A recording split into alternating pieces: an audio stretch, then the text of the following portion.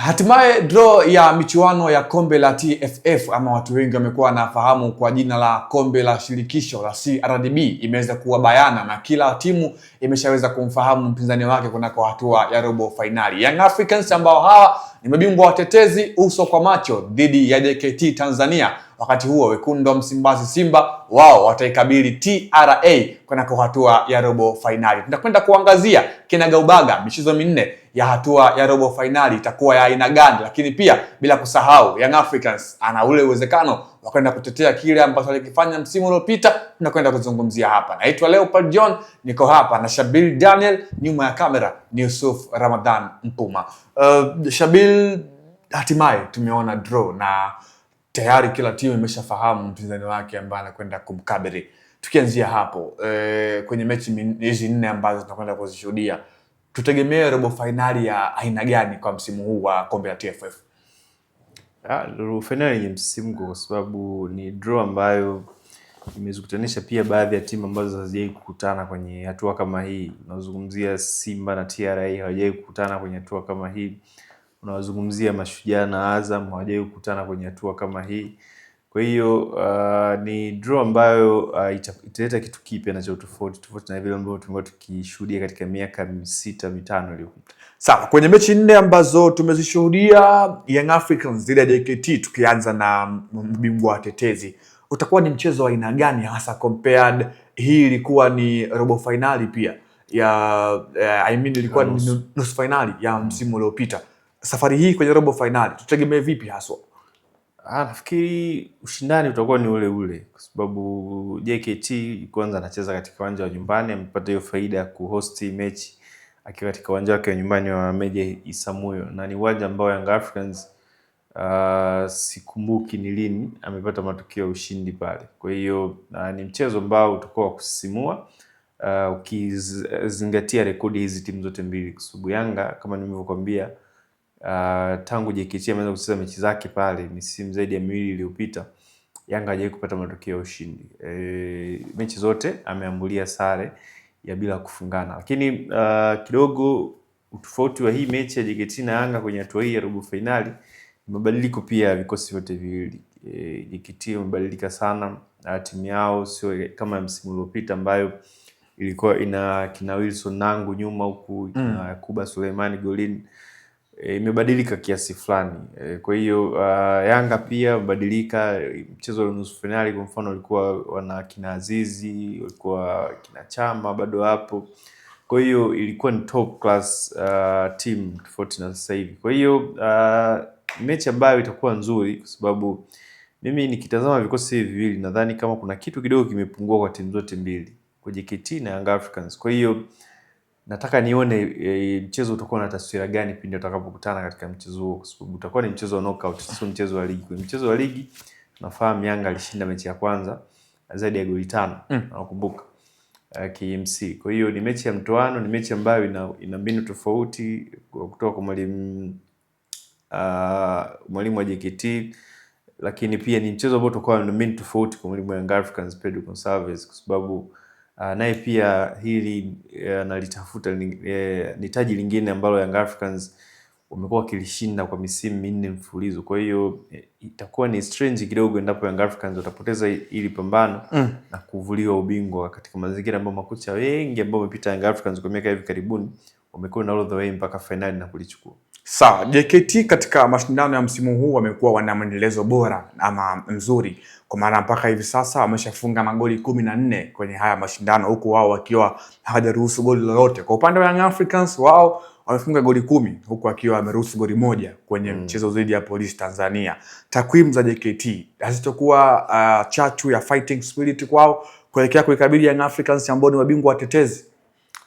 Nadhani timu zote hizi mbili ukiangalia rekodi zao za kufunga magoli mengi kwenye mechi zao zilizopita, kuna muktadha kidogo lazima uzingatiwe pia hapo. Ukiangalia pia aina wapinzani ambao wamekutana nao kwenye hatua zile za awali, JKT wamecheza mechi karibia 3 kuanzia hatua 64, 12, 16 bora, wamekutana na timu za madaraja ya chini sana ambazo ukilinganisha ubora wa hizo timu na JKT ilikuwa ni mbingu na ardhi. Kwa hiyo you expect wangepata matokeo ambayo wameyapata kwenye mechi hizo. Yanga the same, wapinzani wote waliokutana nao sio wapinzani wenye uzito ule ambao unatarajia kuona wakiwapa Young Africans. Kwa hiyo ni mechi ambayo itakuwa ni test tofauti kwa JKT kukutana na Young Africans. Hawezi kufunga magoli zaidi ya 5 kwa Yanga yenye safu imara na nzuri ya ulinzi kulinganisha na hizo timu nyingine, lakini pia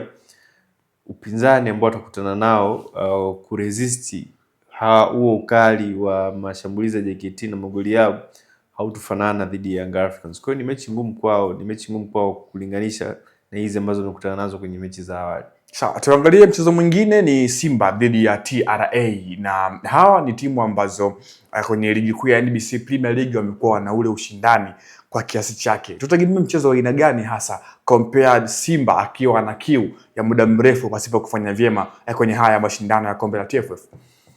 Again, ni mchezo wa mtoano, huwezi kufanana na mchezo wa ligi kuu wa kutafuta alama 3. Ni mchezo ambao unashinda unakwenda tu ya nusu finali, unapoteza unarudi nyumbani.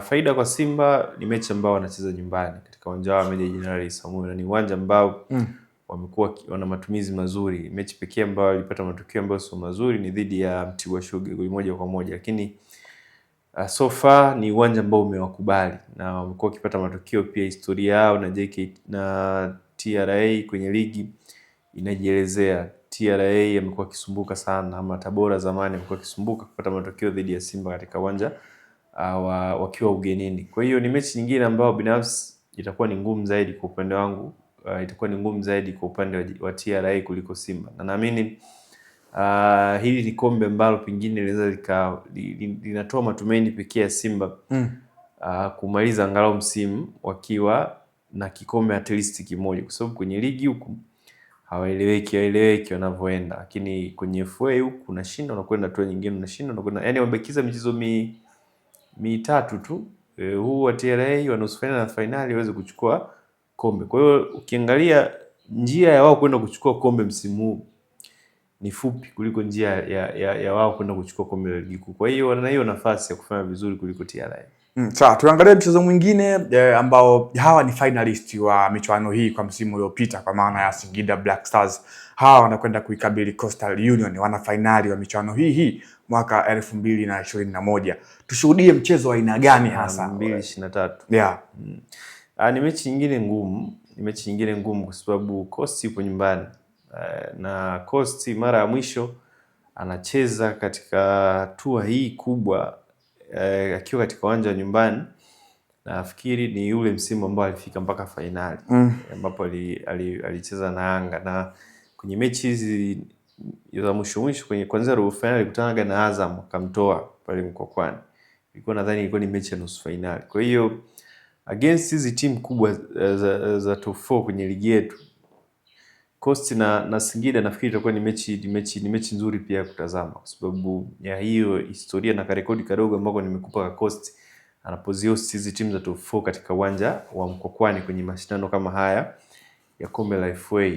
Lakini ukitazama sasa kiwango cha Coast msimu huu kimekuwa cha mashaka hivi, wamefukuza walimu karibia wawili kwenye kikosi chao mpaka sasa. Hii inakuonyesha kwamba wamekuwa hawapati matokeo ya kuridhisha, lakini ni mchezo wa mtoano, wanacheza nyumbani, wana nguvu kubwa ya mashabiki ambao watajitokeza kwa wingi kuisupport timu yao, lakini ni mchezo ambao wenyewe pia wanautazama kama sehemu ya fursa yao kupata mlango wa kwenda kucheza finali pengine na kupata nafasi ya kuwakilisha nchi kwenye mashindano ya kombe la shirikisho barani Afrika. Kwa hiyo itakuwa ni mechi ngumu kwa timu zote mbili. Ni ngumu kwa timu zote mbili kwa sababu gani?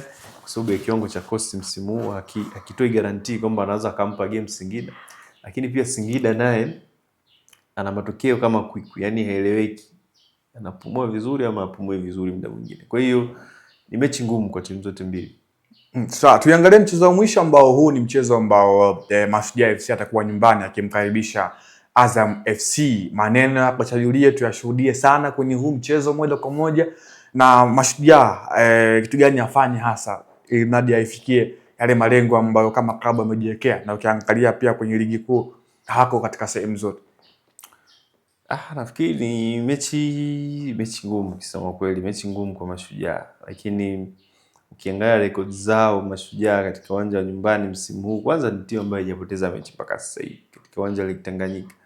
Lakini pia hata kwenye kombe la FA sikumbuki, nitajaribu kufuatilia, lakini sikumbuki kama Mashujaa wamewahi kutolewa wakiwa nyumbani kwenye mashindano haya ya kombe la FA. Msimu miwili uliopita dhidi ya Pamba alifungwa. Alitoka hapa Lake Tanganyika. Yeah. Okay, kwa unaona rekodi kama hizo, lakini against hizi timu kubwa msimu miwili iliyopita Simba alikufa pale Lake Tanganyika kwa mikojo ya penalti. Kwa hiyo wanaingia na confidence hiyo kwamba ni uwanja ambao wameshakutana na wakubwa kama wenye kaliba kama Azam na wakaacha matokeo pale Lake Tanganyika. Kwa hiyo hii pia inawapa kiburi kuelekea mchezo huo, lakini ni mechi pia ambayo pia Azam wanatazama kama mechi ya kusave msimu wao. Ibenge pia anaitazama hii michuano. Mwalimu Julio akamwambia sare 10. Sasa watakutana. watakutana na makocha sitakuaje, lakini na mimi itakuwa ni mechi nzuri sana kutazama. Sasa tuwazungumzie makocha hawa wawili kwa maana ya Jamhuri Kiwelo Julia kwa upande wa Mashujaa, lakini na coach Florent Ibenge. Falsafa zao ni zipi hasa kwenye huu mchezo kuelekeana? Kumbukumbu nzuri kwa Mashujaa, mchezo wa mwisho alitoka sare 0-0 katika uwanja wa Lake Tanganyika.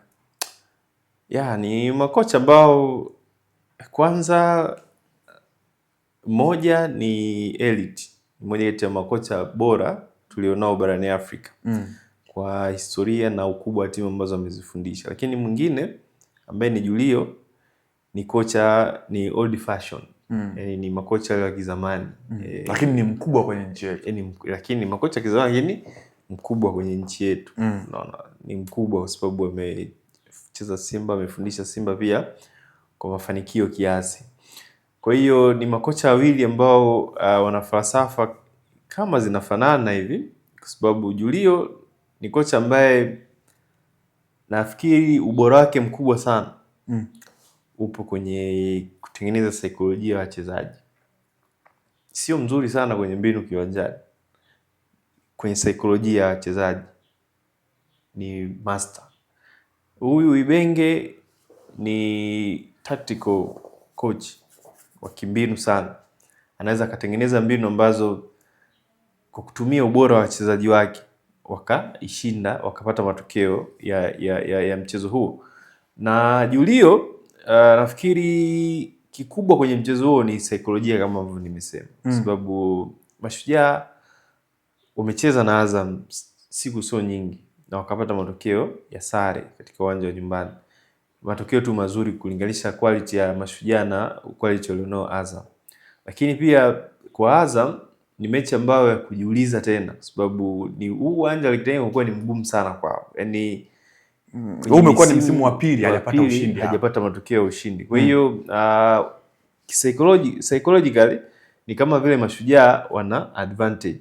Alafu Azam wapo chini kidogo kwa sababu ni uwanja ambao sio uwanja ambao wanafurahia sana kupata matokeo hapa. Kwa hiyo huyu saikolojia itakuwa vizuri, lakini kwa Florent Ibenge ndio sasa hapa anatakiwa aje na mbinu tofauti. Yaani maswali ambayo aliulizwa na Julio kwenye mchezo uliopita akakosa majibu, ndio nataka tuone sasa mbinu zake zitakuwa vipi katika mchezo huo. Lakini moja kati ya vitu ambavyo vinampa faida Ibenge ni kutegemea zaidi uwezo binafsi wa wachezaji wake. Baadhi ya wachezaji wake. Sababu Azam ina wachezaji wengi, lakini sio wote wanaweza kugeuka match winners katika mchezo husika.